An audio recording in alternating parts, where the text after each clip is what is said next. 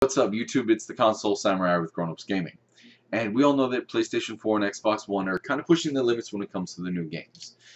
They are able to output in 1080p, 60 frames per second, but neither of them really do it consistently.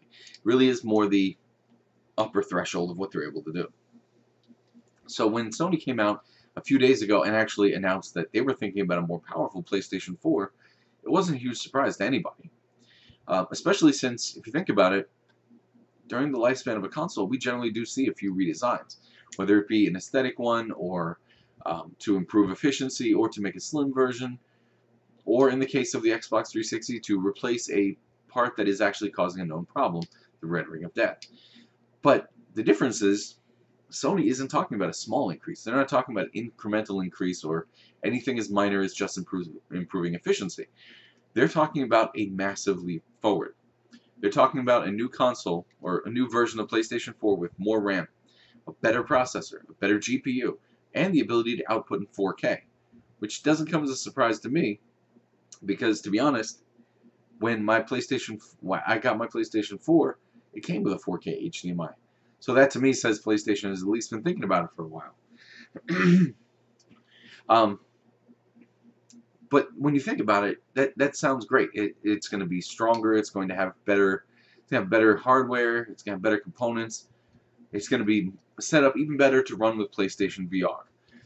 It's going to be more on par with a good gaming PC, which is great. But then you think about the negative. With such a massive leap forward, what's going to happen to the people who've already adopted the PlayStation 4? As developers are going to go more and more toward the 4K version, or PlayStation 4.5, I guess you could call it, what's going to happen to the people who already bought PlayStation 4? What's going to happen to the 25 or 30 million by the time the new version has released? We've seen this before. We've seen it with Nintendo.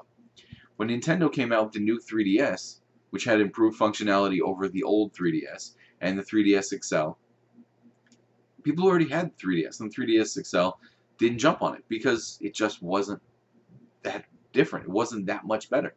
It would have been great for new adopters, but the people who already had a system, they weren't going to jump on it.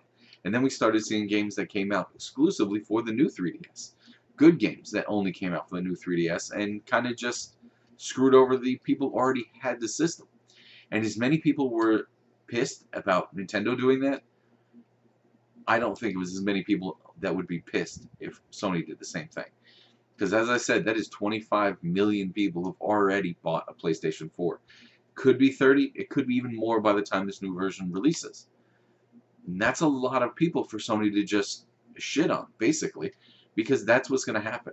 When the new one comes out, it's going to make all of the existing PlayStation 4s obsolete, regardless of if you've updated your hard drive or not.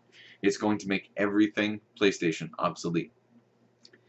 And, you know, I know there's going to be some PC players who are going, consoles are already obsolete. I don't care. I don't care. It's not the point. I want to put that out there before anyone puts that in the comments down below. It's not the point. We're talking only within the PlayStation community. Because this would potentially cause a huge rift in that community. It would divide the PlayStation 4 players up between old PlayStation 4 that can play, well, a lot of the games, and the new PlayStation 4 players that can play the really good games. And, you know, the old ones, we're not going to worry about them. It would be a huge mistake for PlayStation. I don't think it's a good idea. Now, the average lifespan of a console is 5 to 10 years, so I think Sony would be better off not doing this PlayStation 4, improving the schematics that they've already got for this new PlayStation 4, and just come out with the PlayStation 5 a little sooner. Not in the next 2 or 3 years, but a little bit sooner. Beat Xbox and Nintendo to the market with a 4K console would be much better.